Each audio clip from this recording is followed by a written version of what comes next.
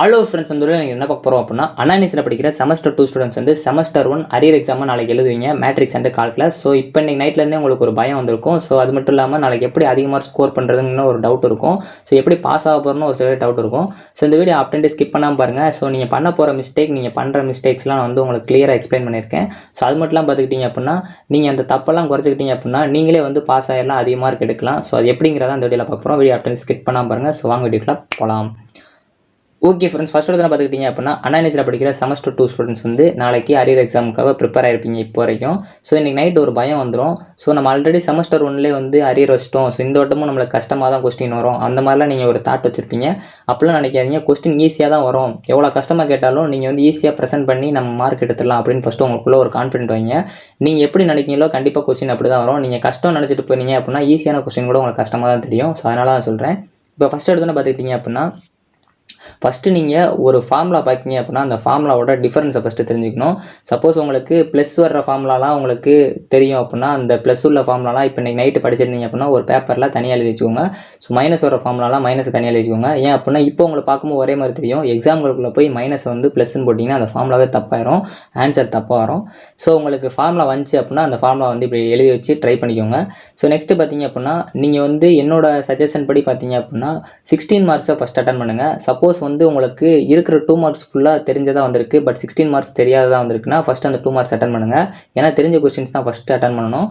Suppose எனக்கு 16 மார்க்கும் தெரியும் 2 மார்க்கும் தெரியும் ப்ரோ அப்படின்னா கண்டிப்பாக வந்து 16 மார்க்ஸே ஃபஸ்ட்டு ட்ரை பண்ணுங்கள். ஏன் அப்படின்னா டைம் மேனேஜ்மெண்ட் பொறுத்த வரைக்கும் அந்நேரம் உங்களுக்கு ரொம்ப ஹெல்ப்ஃபுல் வந்து 16 மார்க்கு முதலே அட்டன் பண்ணுறதுனால.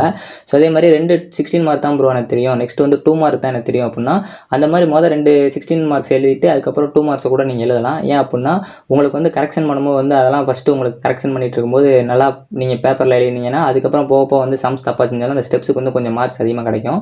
ஸோ கடைசி நீங்கள் எழுதி முடிச்சதுக்கப்புறம் அனெக்சரில் டிக் அடிக்க மறந்துடாதீங்க. ஸோ நான் சொல்கிறது தான்.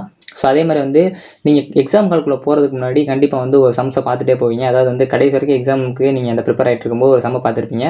அதே சம்மும் எக்ஸாம் கால்குள்ளே வந்திருக்கும். ஸோ நீங்கள் வந்து ஒரு உதாரணத்துக்கு 20 ஆன்சர் பார்த்துருக்கீங்க அப்படின்னா நீங்கள் செய்யும்போது வந்து 16 வரும். ஸோ அதனால் பார்த்தீங்க அப்படின்னா நம்ம செஞ்சது தப்பு அப்படின்னு சொல்லி அந்த 16 வந்த ஆன்சர் 20 மாற்றாதீங்க. சப்போஸ் வந்து நீங்கள் பார்த்துட்டு போன சம்மில் ப்ளஸ்னும் அங்கே வந்த சம்மில் மைனஸ்னு கொடுத்துருந்தாங்கன்னா ஆன்சர் வந்து வேரி ஆகும். அதனால் பார்த்துக்கிட்டிங்க அப்படின்னா நீங்கள் லாஸ்ட் பார்த்த சம்மும் உங்களுக்கு தரவா இந்த சம்முக்கு இந்த ஆன்சர் தான் நீங்கள் பார்த்துருந்தீங்க அப்படின்னா மட்டும் நீங்கள் எழுதினப்போ ஆன்சர் தப்பாக இருந்துச்சுன்னா அந்த இடத்துல வந்து மாற்றிக்கோங்க. இல்லாட்டி வந்து நீங்கள் ஒரு செக்அப் பண்ணிவிட்டு நம்ம தப்பு பண்ணியிருக்கோம் பார்த்துட்டு அந்த இதை அப்படியே விட்டுருங்க. ஏன் அப்படின்னா ஒரு சில டைம் வந்து அந்த சிம்பிள்ஸோ இல்லாட்டி நம்பர்ஸோ மாறி இருக்கலாம். ஸோ தான். அதே மாதிரி பார்த்தீங்க அப்படின்னா 3 மணி நேரம் இருக்குன்னா அந்த 3 மணி நேரத்தை ஃபுல்லாக கான்சன்ட்ரேஷன் பண்ணுங்கள், டைம் மேனேஜ்மெண்ட் பண்ணுங்கள். ஸோ வந்து கண்டிப்பாக வந்து மேக்ஸை பொறுத்தவரை கடைசி வரைக்கும் உங்களுக்கு போகும். ஸோ அதனால் வந்து டைம் மேனேஜ்மெண்ட் கரெக்டாக பண்ணிங்க அப்படின்னா தான் அந்த 3 மணி நேரத்தையும் நீங்கள் கரெக்டாக வந்து கம்ப்ளீட் பண்ண முடியும். ஸோ டெக்கரேஷன் வந்து பண்ணுங்கள். மேக்ஸில் எப்படி ப்ரோ டெக்கரேஷன் பண்ண அப்படின்னா ரொம்ப சிம்பிள். கொடுத்துருக்க கொஸ்டினுக்கு முன்னாடி சொல்யூஷன் அப்படின்னு போட்டு கிவன் தட் போட்டு அந்த கொஸ்டினே எழுதுவீங்க. ஸோ கண்டிப்பாக அதுக்கு மார்க்ஸ் அடிக்க சான்சஸ் இருக்குது. ஸோ நான் எப்பயும் சொல்கிறது தான், நம்மளுக்கு மேக்ஸை பொறுத்த வரைக்கும் ஸ்டெப்ஸுக்கு தான் அதிகமாக இருக்குது நம்மளுக்கு கீழே வர்ற ஆன்சரோட. ஸோ நீங்கள் ஒரு சம்மை பார்த்தோன்னே நம்மளுக்கு இந்த ஆன்சர் தெரியாது, ஸோ நம்ம இந்த சம்மை செஞ்சோன்னா ஸ்டெப்பு தான் கரெக்டாக வரும், பட் ஆன்சர் தப்பாக வரும் அப்படிங்கிறதுக்காக அட்டன் பண்ண மாட்டீங்க நிறைய பேர். அதனால் பார்த்தீங்க அப்படின்னா ஃபஸ்ட் எடுத்தோடனே உங்களுக்கு ஸ்டெப்ஸ் நிறைய தெரியும், பட் அந்த ஆன்சர் தான் தப்பாக வரணும். அந்த சம்ஸ் அட்டன் பண்ணுங்கள். அதுக்கு ஆப்ஷனில் உங்களுக்கு ஃபுல்லாக தெரிஞ்ச சம் இருந்தால் மட்டும் அதை ஃபுல்லாக அட்டன் பண்ணுங்கள். இல்லாட்டி வந்து எனக்கு சுத்தமாக ஒரு சம்மு தெரியாது, இன்னொரு சம்மில் எனக்கு ஸ்டெப்ஸ் ஆன்சர் தெரியும், அந்த ஸ்டெப்ஸ் வரைக்கும் தெரியும், ஆன்சர் மட்டும் தப்பாக வரணும், ஸ்டெப்ஸுக்கு வந்து மார்க்ஸ் நிறைய கிடைக்கும். ஸோ அதனால் வந்து பார்த்தீங்க அப்படின்னா ஒரு 16 மார்க் இருக்குன்னா கண்டிப்பாக ஒரு ஆன்சருக்கு ஒரு 3 மார்க்கில் 5 மார்க் கலெக்ட் பண்ணாலும் பேலன்ஸ் இருக்க ஸ்டெப்ஸுக்கு தான் அதிக மார்க்ஸ் இருக்கும். ஸோ அதனால் பார்த்தீங்க அப்படின்னா ஸ்டெப்ஸ் எழுதி நீங்கள் அதிக மார்க் ஸ்கோர் பண்ணலாம். ஸோ அது இல்லாமல் நீங்கள் டைம் மேனேஜ்மெண்ட்டில் ஃபஸ்ட்டு கால்குலேட் பண்ணுங்கள். நீங்கள் இன்றைக்கி எக்ஸாம் கால்குள்ள நாளைக்கு போகிறதுக்கு முன்னாடி இன்றைக்கி நைட்டே வந்து இத்தனை மணி நேரத்துக்குள்ளே நான் இத்தனை கொஸ்டின்ஸை முடிப்பேன் அப்படின்னு வச்சுக்கோங்க. ஸோ நான் ஒரு உதாரணத்தை சொல்கிறேன். நீங்கள் ஒரு 2 மணி நேரத்தில் 5 16 மார்க்ஸையும் முடிப்பேன், ஸோ அதுக்கப்புறம் பேலன்ஸ் இருக்க அந்த 1 மணி நேரத்தில் 5 10 2 மார்க்கே முடிப்பேன் அப்படிங்கிற மாதிரி நீங்கள் ஒரு கான்சன்ட்ரேட் பண்ணிக்கோங்க.